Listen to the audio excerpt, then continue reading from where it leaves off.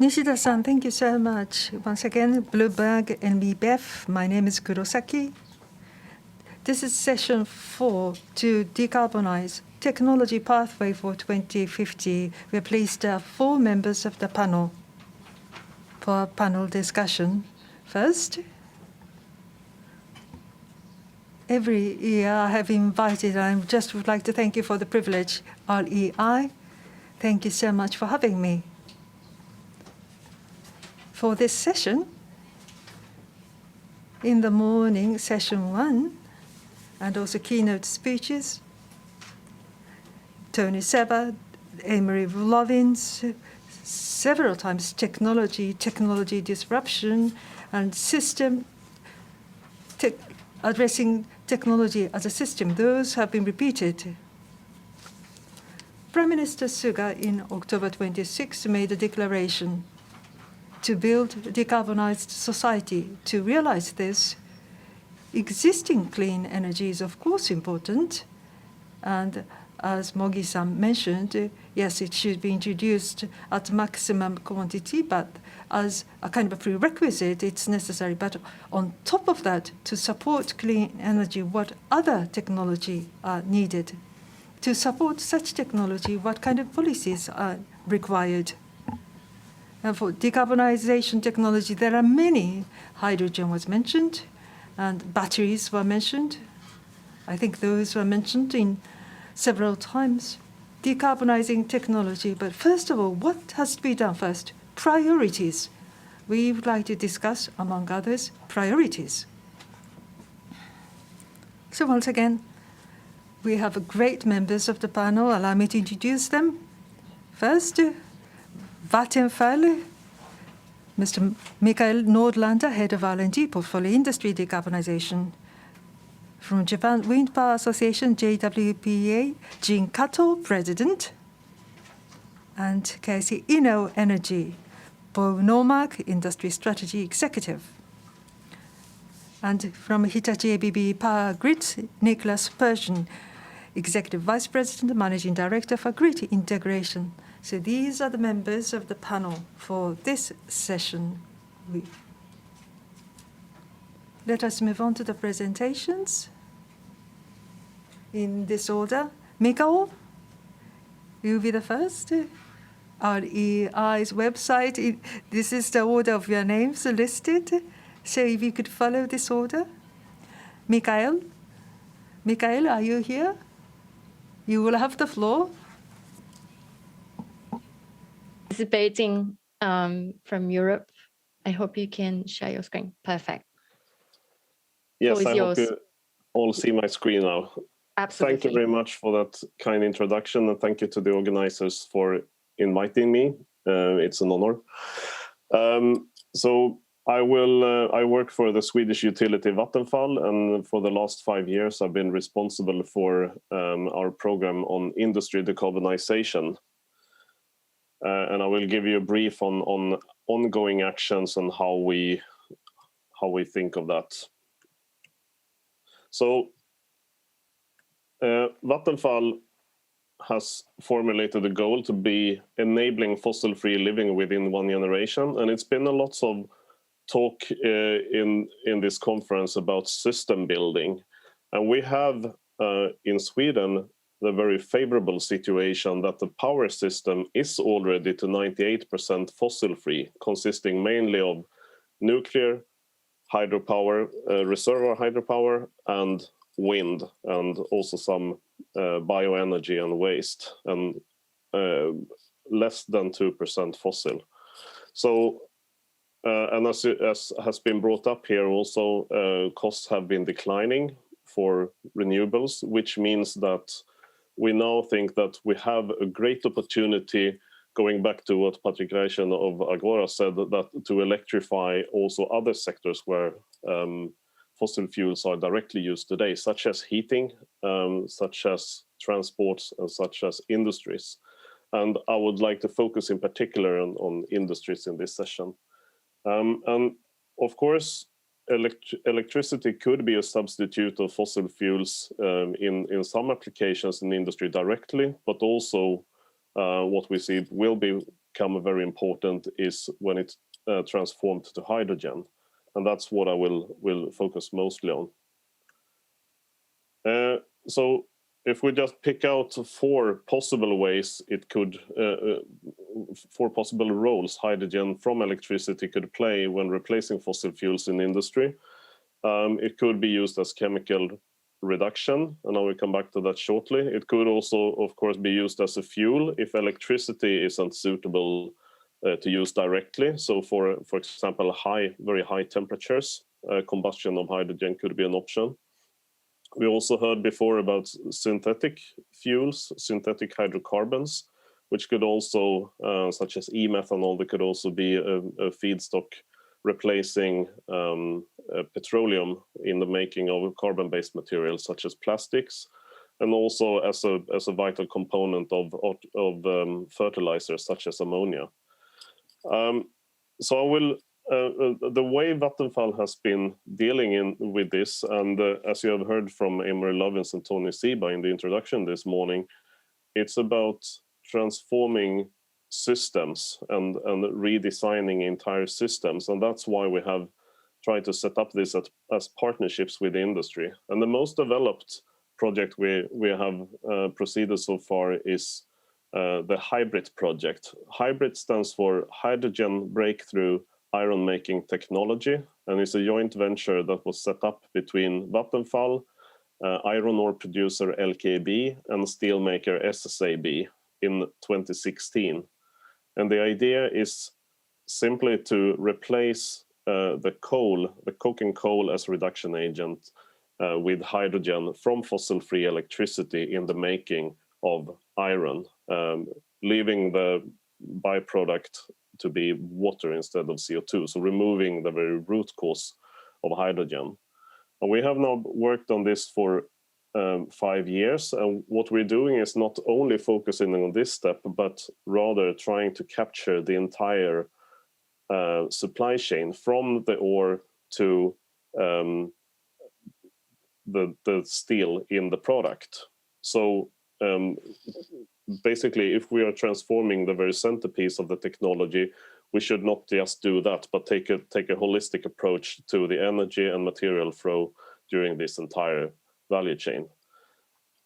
So to date, we have invested almost 200 million euros in this, first in the pre-study phase and then testing various parts of this concept. And as I said, the centerpiece of this is, of course, the reduction.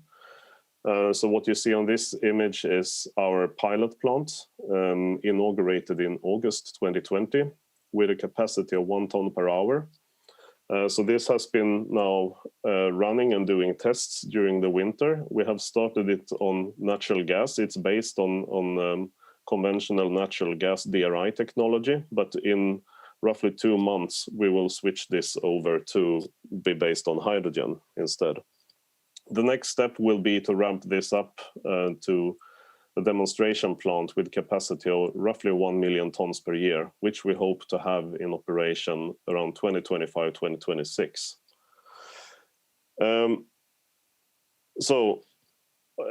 Going back to Mr. Lovin and Seba on how to transform a system at once. I mean, we have several developments as the power system also gets more and more weather-dependent power. In Sweden, particularly, we have a rapid expansion of wind power at the moment.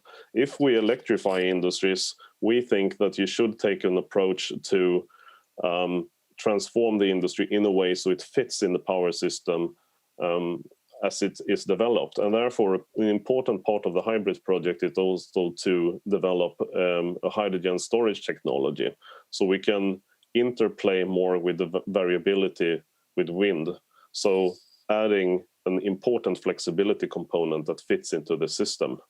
And this serves more purposes than just the balancing, so to say. I mean, it's also, if you source hydrogen from the electricity market, a piece like this on the steelmaker side enables also to earn money on the price volatility in the market.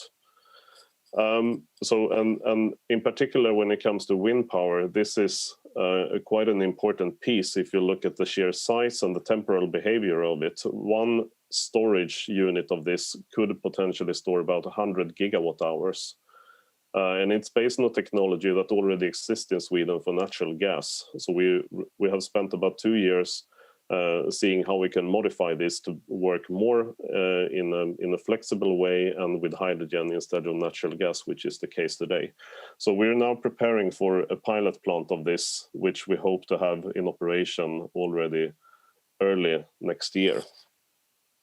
Finally, a few words of the business case for this, how we see it. I mean, we're very optimistic about the business case here, even before we see that we reach cost parity on the steel.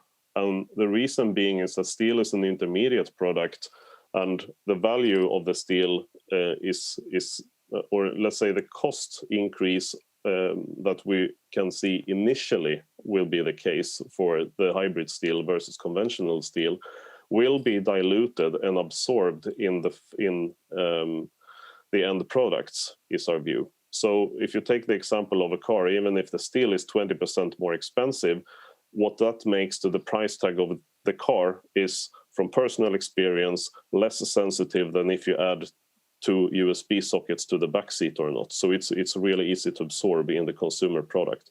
And going back to Tony Seba's S-curves, we think that there are pockets in this 1.8 billion ton steel market of early adopters that will actually be willing to pay 1% extra. So we're very, and we also see evidence of that already in the requests we get. So that was a brief introduction on how we work on this, the energy view and the market view as well, apart from the technology. So once again, I thank you for the opportunity to participate and look forward to the panel debate. Thank you. Thank you so much, Mikael. About hydrogen, allow me to ask you many questions on hydrogen. About Japan's hydrogen strategies. Storing hydrogen has not really been discussed in your presentation. About the storage, including storage, you are addressing this in the project. I thought that was great. Allow me to ask you some questions later. Thank you. Let us move on. Mr. Kato, the screen is yours. This is Kato speaking. Last December, public-private consultation meeting formally announced the introduction of offshore wind and making offshore wind as a primary generation source. I would like to share with you the overview of the government's announcement and some issues surrounding offshore wind. As you may know, and as was mentioned before, this is a strategic energy plan. This is to be reviewed this year. As of today, regarding the wind power generation, accounts for 1.9% of the total. So there was little expectation on wind.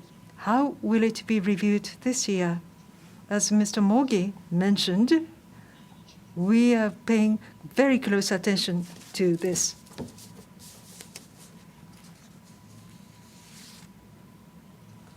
Offshore wind power generation. What is the significance of offshore wind? As our organization, association, we look at these 3 points, and we have been in negotiating with the government. Environment issues, clean energy source not emitting CO2. That's one pillar. And this is a fundamental issue for the government, self-sufficiency of energy or energy security. We don't have fossil resources.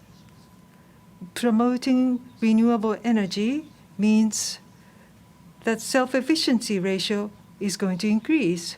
So kill 2 birds with 1 stone. In addition to that, in the case of offshore wind power generation, we don't really have that manufacturing base. in our negotiation with the government, post-COVID green recovery economic policies, and then this will be one of the pillars because it needs a lot of manufactured steel, and it's likely to have a lot of supporting industries.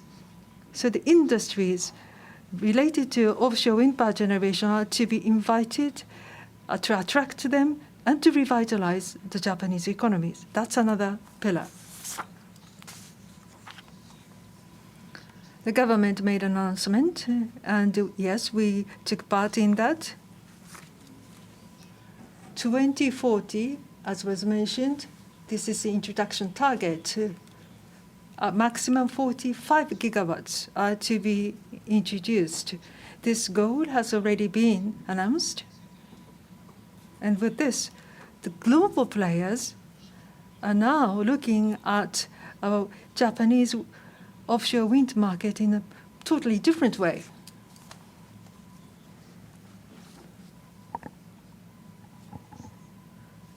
This shows, this cost? It's hard for me to see. Oh, no, it's about the domestic production rate, about the industries, or making this as industries. 60% increase it. Domestic production rate should be raised to 60%. And it has to be cost competitive, needless to say. Regarding the issues for the introduction,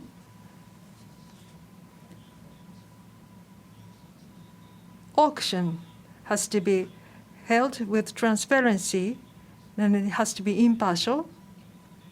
So the wind conditions data or the seabed ground foundation data, they should be made available in the materials for auction, and businesses should come up with estimates. So it should be a very fair and impartial auction based solely on prices. So creating such a system and various deregulations on offshore wind would be necessary. Infrastructure, this matters most, as has been repeatedly discussed, how to improve grid systems and wide area operation or utilization of transmission network. That is indispensable because Hokkaido and Tohoku, those are the areas where they have resources, and to the metropolitan areas, we need transmission lines. Timely, they have to be improved. So transmission network improvement is another important issue. Another infrastructure issue, offshore wind pre-assembly ports. In order to shorten the hours necessary at the site, at ports, pre-assembling is necessary so that you can make things before going to the actual site. Port that has a large area with a strong quay, that is another important issue for wind power generation introduction. As you can see on the bottom, compared with Europe, we are lagging behind for more than 20 years, by 20 years. But in Europe, there are a lot of experiences, examples. By learning from them, according to our plan, 10 years, what Europeans took 20 years, we would like to catch up with you in 10 years. That's one of the points of what we published before. Mr. Mogi also addressed this issue. Energy mix. Last December, as a kind of a proposal for discussion, government came up with these numbers. As you can see, renewables 50 to 60%, and CCS, hydrogen, and ammonium are also to be used for power generation. At the initial stage of discussions, there are various kinds of opinions voiced, but in the final analysis,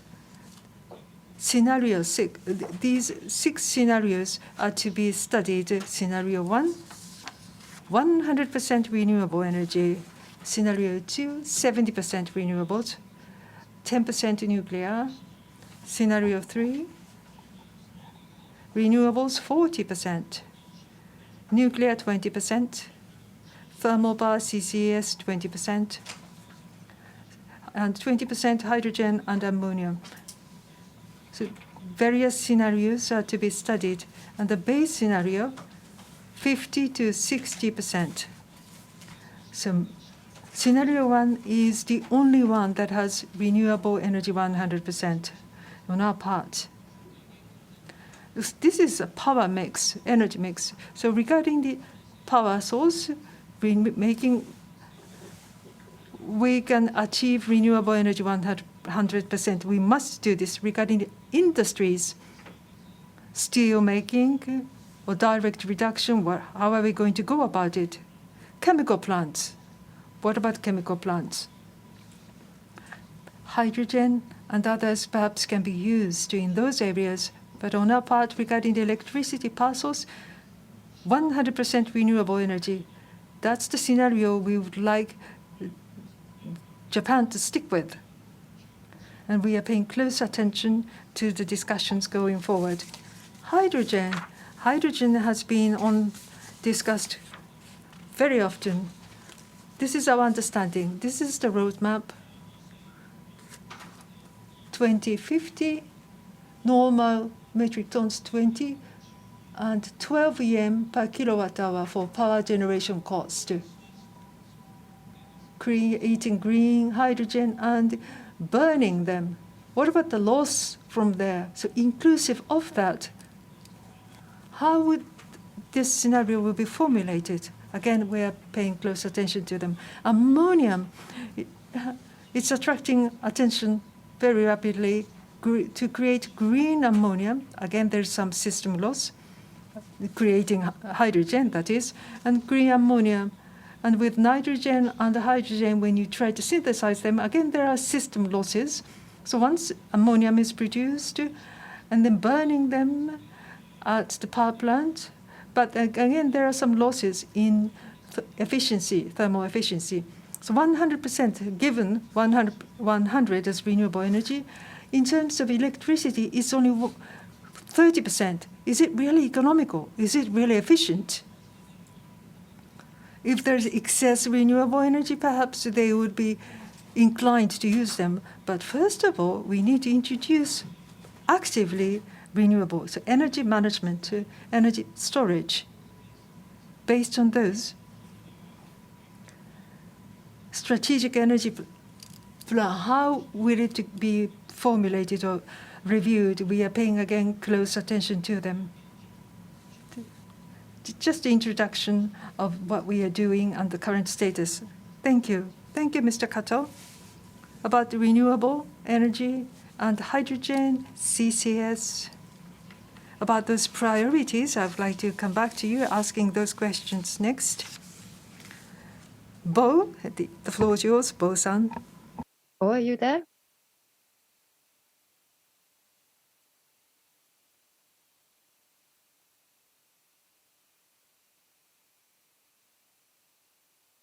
Hope you can share your screen, Bo.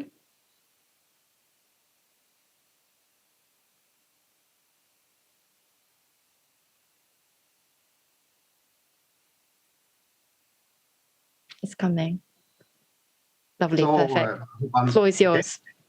I'm happy to be here. It's also interesting to speak after so many distinguished speakers that have outlined the great scenarios like Tony Seba and Irene and others. I would like to drill a little more in the storage area because what doesn't move? Yeah. One of the things we should recognize is that we have seen a dramatic fall in cost for renewable production. But I don't think everyone is aware of that the most dramatic cost cut is actually battery storage. That has fallen much faster than anything else in the power area and is actually continue to go down. The forecast is that we will see another half of the cost of the batteries in the next, say, 5 to 7 years. So what implication does it have if batteries become so inexpensive? And before we drill into that, let's look at what storage actually can do for the power system. because it's a rather complex figure, but I will try to explain to it that if you look at what we call services for the power system, we can see a whole range of different services, like controlling frequency, restoring frequency, tracking, arbitrage, which means you can sell and buy when the price is more favorable. And what is also interesting is that storage can actually be a tool in the trading. It can be a tool for the production system, a tool for the T&D system, which is probably not so well known. I will come back to that. And also how you consume electricity. And in this graph, you also see different technologies mentioned. We have mechanical storage, like flywheels, pumped hydro, and compressed air. We have thermal storage. And then we have chemical storage, which is an interesting group where we have supercapacitors, batteries, and hydrogen that was just mentioned in the previous presentation. What you can see, the column with the dollar sign is the technology suitable to fulfill the requirements we have on the left? And you can see that for batteries, you have green in almost all the boxes. Also hydrogen qualifies in many of the boxes. But if you take it overall, lithium batteries fulfill most of the challenges in the system. However, I would like to point out, naturally, you will need hydrogen storage for long duration and big volumes, because that could never be covered by lithium-ion batteries. But since lithium-ion batteries are very important and will be very important, I will take a few examples more on the lithium-ion batteries. First, it goes from small to big. And I will start with a very, very simple example, because today we talk a lot about that we not need to manage on the energy system, but to control the power and to reduce the power that we need from the grid. And these are two very simple examples. It's a conventional vacuum cleaner and a battery-operated vacuum cleaner. If you look at the power that is consumed at full load, you can see the battery-operated is more efficient. And that is always the case. I guess anything that runs on batteries is more efficient than what runs not on batteries. And not necessarily to save power, but to extend the life of the battery. If you look at the performance in cleaning, it's absolutely the same. They have the same sucking power. And then if you look at what is the maximum power that you need to deliver, it's 700 watts for the grid version and 50 watts for the battery operator. So it's a dramatic difference in maximum power. And I can also say, if you extend this to a complete household, the difference between peak load and average load is about 1 to 10, which means that if you deploy a battery on household levels, you can reduce the peak power by 90%. These are the small scale, but batteries also come in big scale. And this is a dramatic example where in the United States, you can today see that existing gas peaking plants, are replaced by huge battery systems. And in this case, they are building 4 plants with a total storage capacity of over 2,000 megawatt hours in batteries.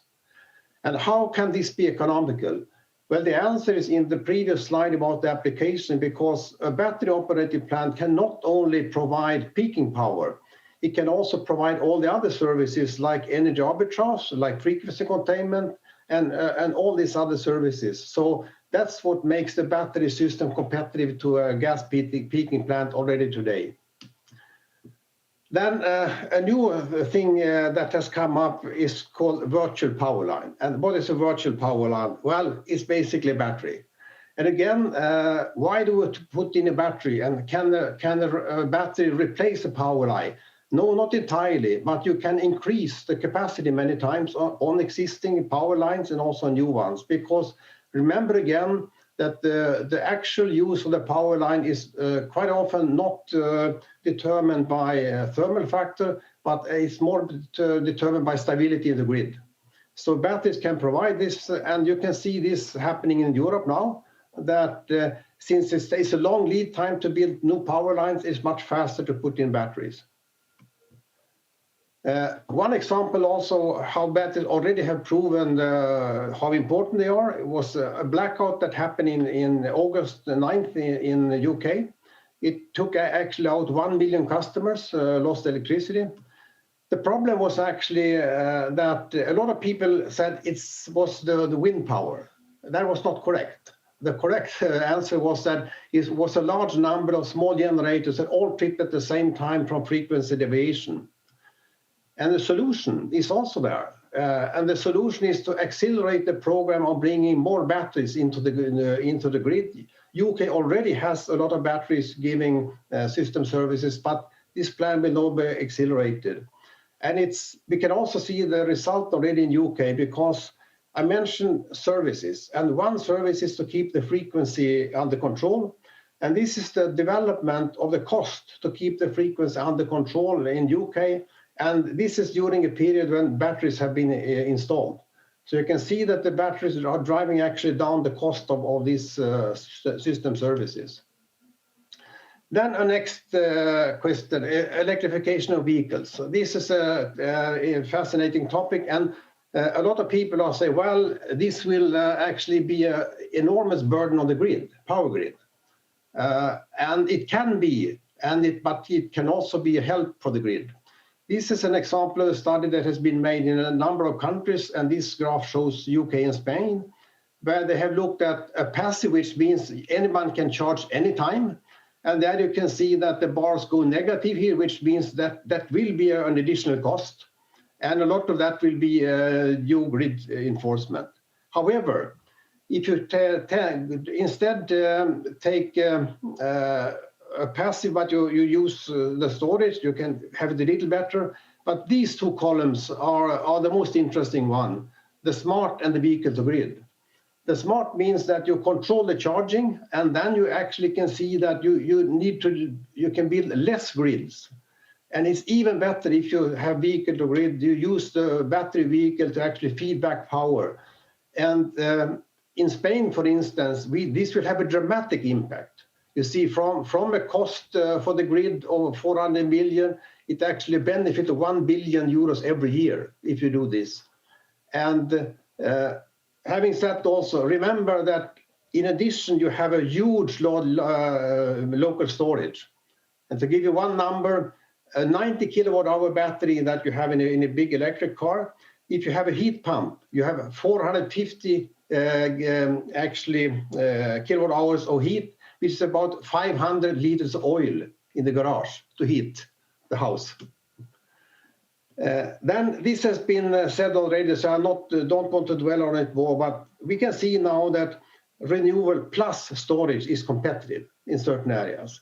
And this is, I would say, a typical tipping point when you can see this happening. And that's why when I come to Japan, I'm a little puzzled when I see that why is not expectation for PV plus battery growing? Why is it continue? For me, it's a plan that needs to be reworked using new data. So in summary, batteries has the fastest falling cost in the power system. They can provide multiple services on different levels in the system. Remember that you can put them large scale, small scale, and the benefit always comes that you can provide multiple services. In the electrical sector, the sector coupling between electrical vehicles and the power sector is an enormous opportunity. Batteries plus renewables at the tipping point. The vision for Japan for me would be, of course, batteries, renewable production plus electric vehicles. Because if I was living in Japan, I was thinking about resilience. I would see a vision where every single home in Japan has a battery storage for at least 8 hours, maybe 24 hours. Thank you. ありがとうございました。非常に楽しい。Thank you so much. It was a very entertaining, very interesting presentation. And BloombergNEF, our data and charts have been used. Thank you so much. From the perspective of resilience and demand for such batteries for stationary equipment is pretty high. Now, grid batteries is one of the things that we would like to discuss later. Last but not least, Niklas, the floor is yours.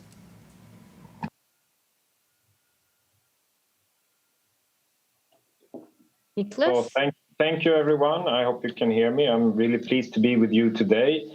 We are talking here about technology. It's so interesting to see all the visions and also all the opportunities that are there to really drive a net zero vision into reality in the future. And just one picture here to start with. This is one of the enablers in Europe that are enabling the net zero vision in Europe. This is the Nordlink project, which is actually connecting the largest battery source, which is hydropower.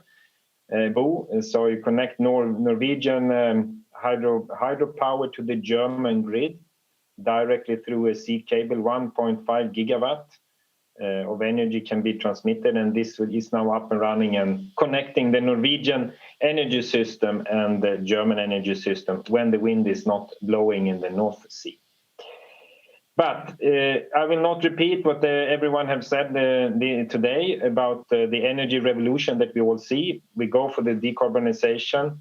There is a huge demand to electrify industry, transportation, and infrastructure, and also couple these sectors. And of course, on top of that comes the digital revolution in the energy system that has to happen in order to make this everything work. That coupled with the megatrends that we see with more regulatory compliance, so the system can really work together, more market integration and trading. So we make sure that we have regulatory framework for that. More concentration on population, so consumption is far away from where you can generate. Digitalization, and of course we have the transmission network that we have today, which is an aging infrastructure that we also have to take care of, including an aging workforce. So there's a lot of demand also to manage the people that will work in this sector in the future. And the impact is clearly in the way we generate energy in the future, going from fossil fuel to renewables, more distributed energy system, and with electrification comes also more generation in the future. And on the consumer side, the industries that are going for a cleaner processes from fossil to fuel for the e-mobility side, and of course the data center that is enabling all this transformation is also requiring quite a lot of power, and that's quite a strong megatrend that we see. And then from us, Hitachi ABB Power Grids, being a technology provider, we have seen these trends since long. And one of the technology that we have seen as a key enabler to couple energy systems to make sure that you can manage voltage and frequency stability at the same time and have these ancillary services that Bo was talking about is HVDC as one of the key enablers, and especially the voltage source conversion that is today built on power electronics.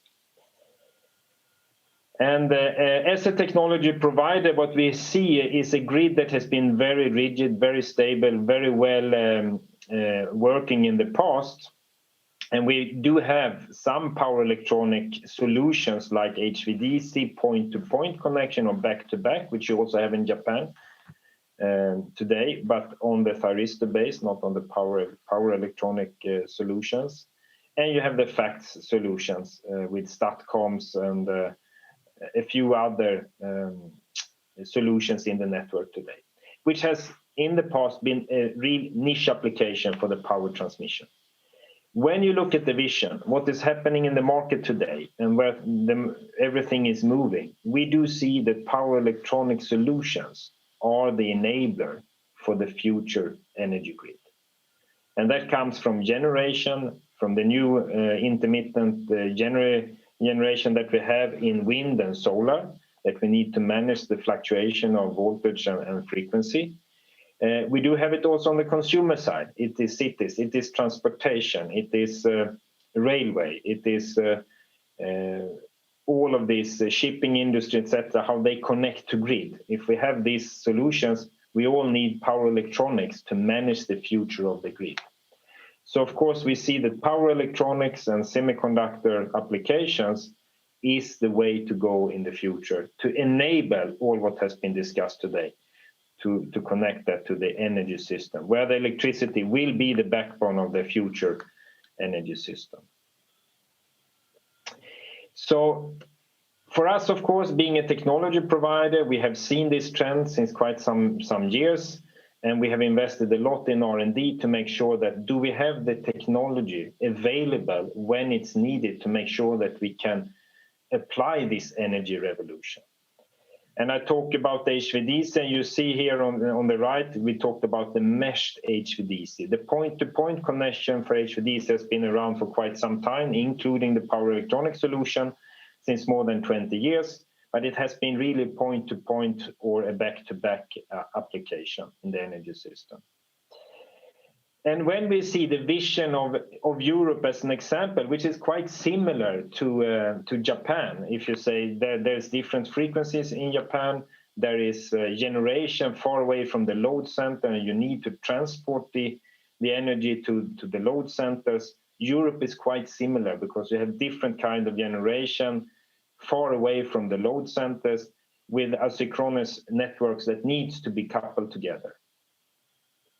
And the vision is, of course, to be able to connect the hydro power, which is a huge battery could be a huge battery resource for Europe, to connect that with the other grid in the Central Europe, where you have then a lot of wind power and solar in the future, and make sure that operate all together. That needs a huge technology step, and we have already worked a lot on this, and we have a couple of good examples that make sure that we can enable this meshed DC grid in the future with a multi-terminal solution up in Scotland, where we connect also the island, the Shetland Island, to the main island in a 3-terminal configuration. We have worked on offshore HVDC connections since many years, point to point, but the next step is really to connect them in a DC offshore grid. And for sure, then we need to be able to have interoperability between manufacturers.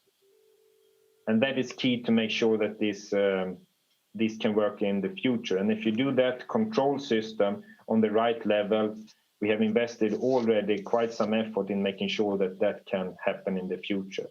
So that technology, we feel comfortable that that is available.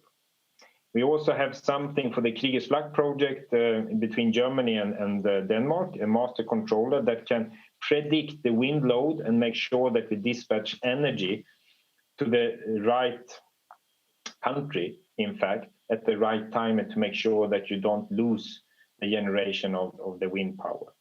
And maybe the most important piece in the puzzle has been the hybrid DC breaker. So when you have a meshed DC offshore grid or onshore grid, you need to be able to isolate in case of faults. And that DC breaker has now been type tested and is available for the market. And we have the first applications now up and running in China.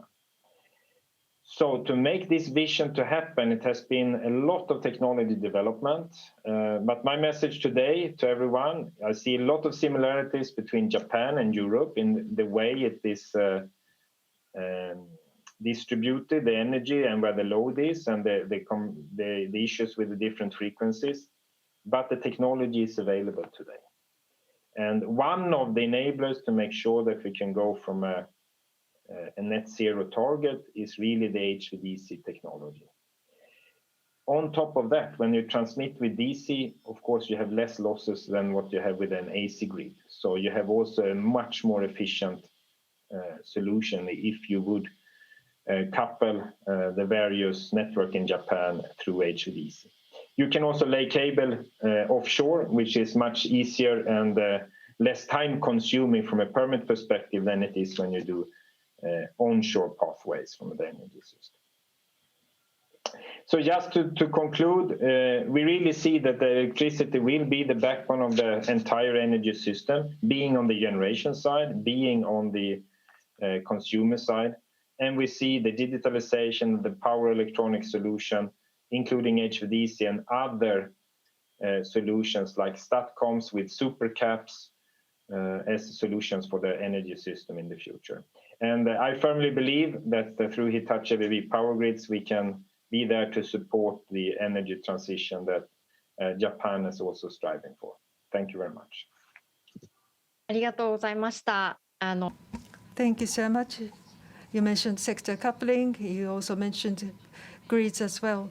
We just have listened to 4 presentations, renewable energy grids, and also charging, batteries and hydrogen.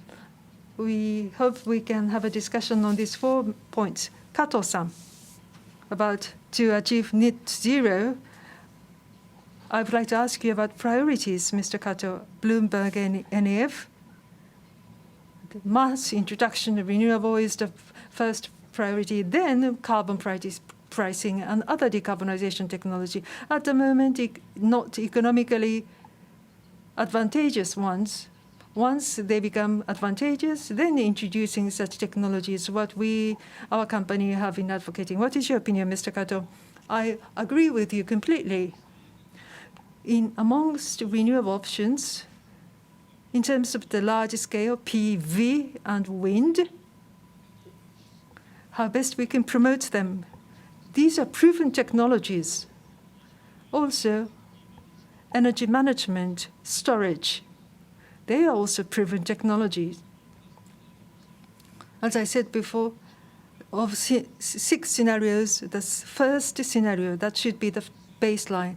Then hydrogen, CCS, complementary technology. Once R&D becomes advanced, and then they should be reflected in the base scenario. I think that would be the best option. Thank you. As was mentioned, great. And Niklas, you talked about those grid-related matters. At Bloomberg, looking at Japan, 9 regions and 2 continents, that's what we describe. So divided into 9 regions, but 2 continents. What does this mean? 9 in the mainland. There are 9 areas, and 50 hertz and 60 hertz, east and the west are divided. It's a pretty challenging environment. So Mr. Kato and Niklas, I'd like to ask you this question. Going forward about the Japanese grid, to introduce renewable energy in a mass volume, what should be? Wide area network transmission was mentioned, but Mr. Kato, your comment about Japanese grid, as you already heard, it's pretty big. It's a fishbone style. And some people say it's difficult to manage the grid. But compared with Europe, actually, Scandinavian, Germany, France, in terms of distance, it's equivalent to that. So if we are just independent countries, like independent countries, if you look at those regions, that's not the way to go.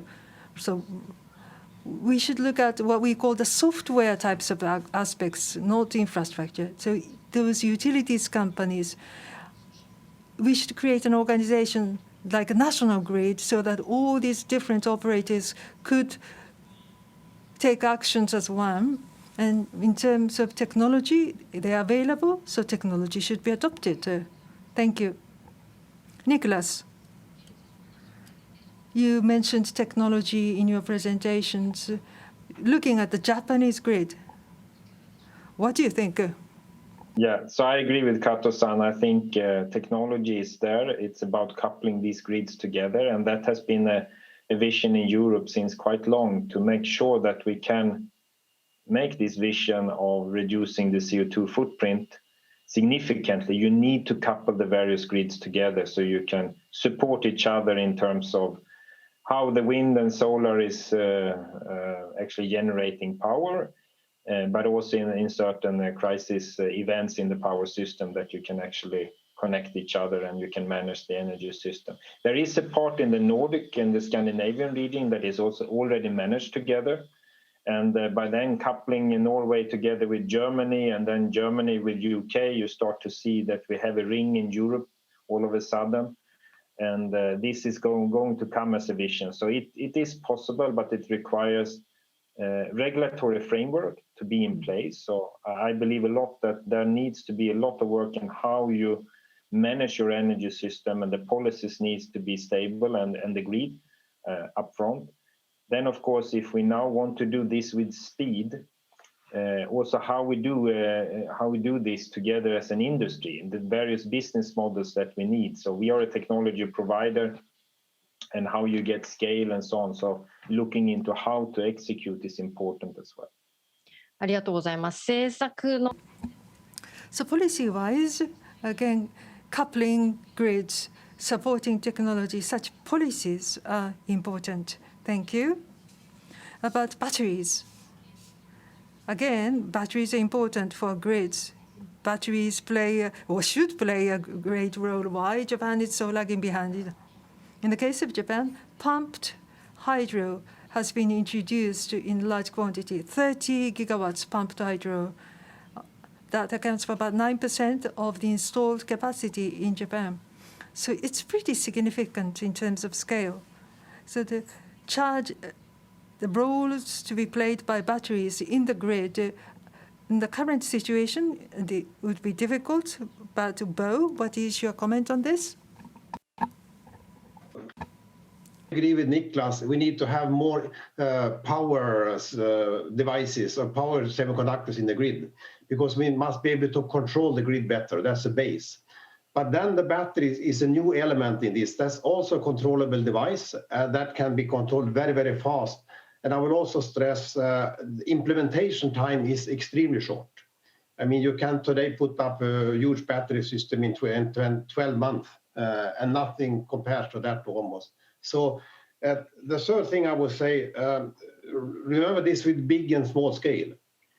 Because if you talk about resilience, and I would urge you, make a calculation about putting a battery in every single home in Japan with the battery prices we have in 5 years, and you will be surprised.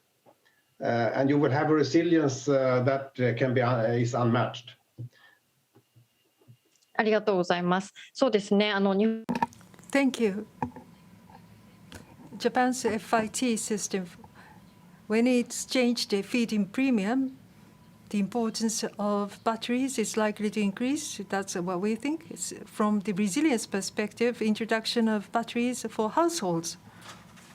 That's one of the things we see at the outset, and also 2 speeches from Minister Kono and Minister Koizumi. The companies buying renewables, the combination of renewables and batteries, demand from businesses, I think, is increasing. Very important point. So thank you for waiting, Mikael. Japan's hydrogen strategies. I would like to ask you some questions.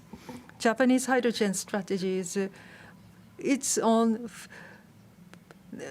FC fuels, FC bus, FC vehicles, and NFM. So really looking at consumers. So decarbonization of business industries, like steel industry decarbonization, that's part of the picture Mr. Mogi said that is going to be reviewed. Decarbonization in the industries other than in the steel industry. Would you like to share some cases with us?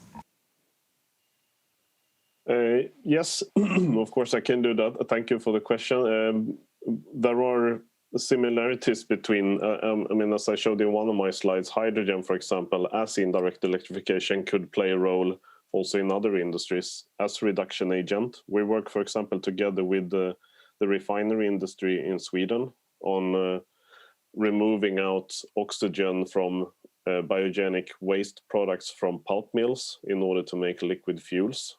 So it's basically the same thing as in the steel industry. You use the hydrogen as a glue to rip out the oxygen of some sort of compound.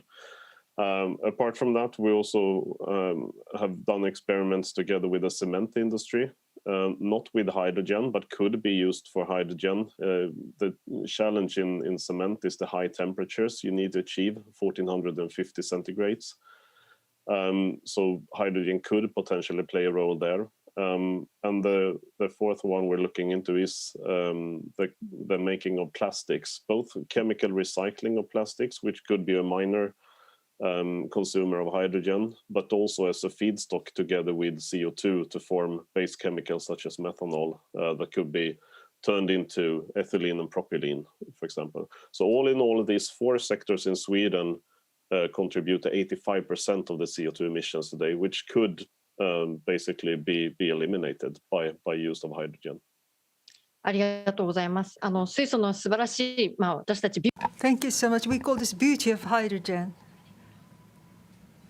It can be applied to almost anything.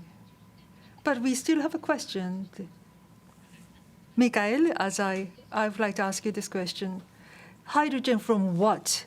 So in Europe, mainstream discussion, I think, is renewable-based green hydrogen, or is it blue, so-called blue hydrogen? Using gas and then converting that to hydrogen. What do you think? I mean, here and now today, the existing use of hydrogen very much stems from natural gas in Europe, I would say. But what is driving now the belief in the increase of hydrogen is hydrogen from electricity. And it is an ongoing discussion whether blue could be a bridging technology to that. But my sense is that over the past 2 years, there has been a rapid shift towards more focus on electrification, and that before you actually get the blue hydrogen and the CCS infrastructure system built, it's not competitive versus the ongoing cost decline we see in renewables. So I think somewhat the discussion has shifted in Europe, I would say, and the focus is now more on hydrogen from green and fossil-free electricity, primarily green, which is the majority of the plans you see onwards. ありがとうございます。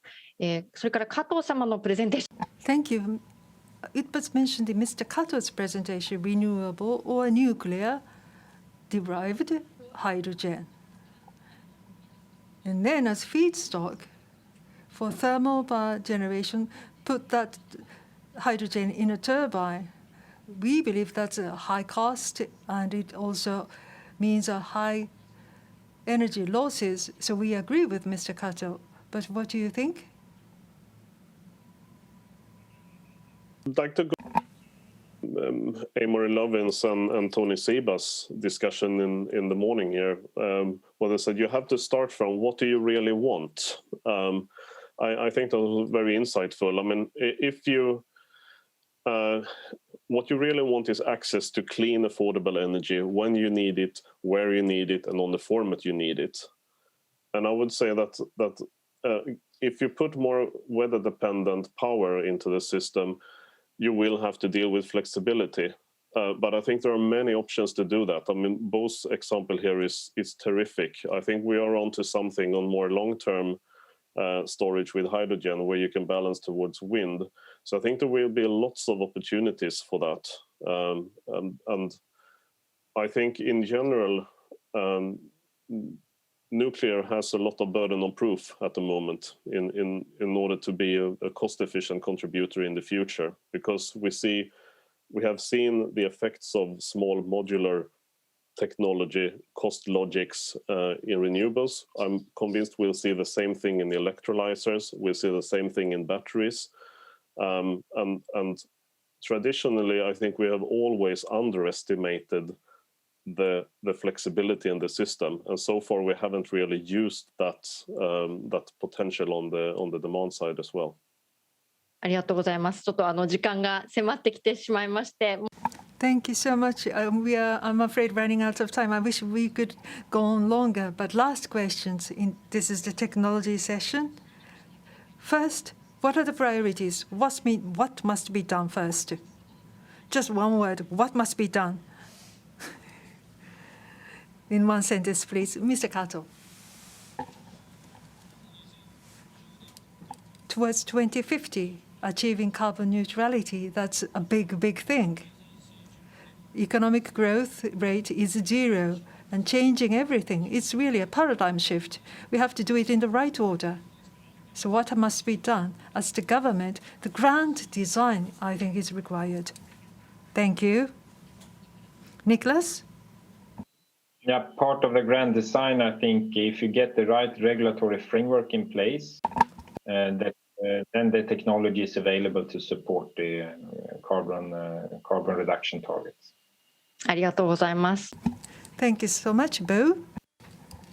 Well, we all agree that battery will be a vital part of the future power system. So start implementing. We don't need to wait. ありがとうございます。ミカエルさん、最後に。Thank you, Mikael.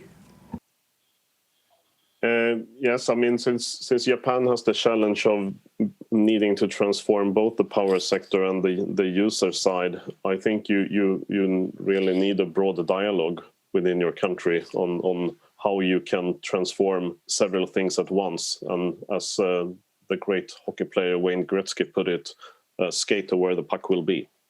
ありがとうございました。皆様今日素晴らしい議論ありがとう。Thank you so much. Thank you so much for great discussion. This is technology session. So I thought that you would come up with technology about ground design and manufacturing, continuing dialogues. Very impressive discussion.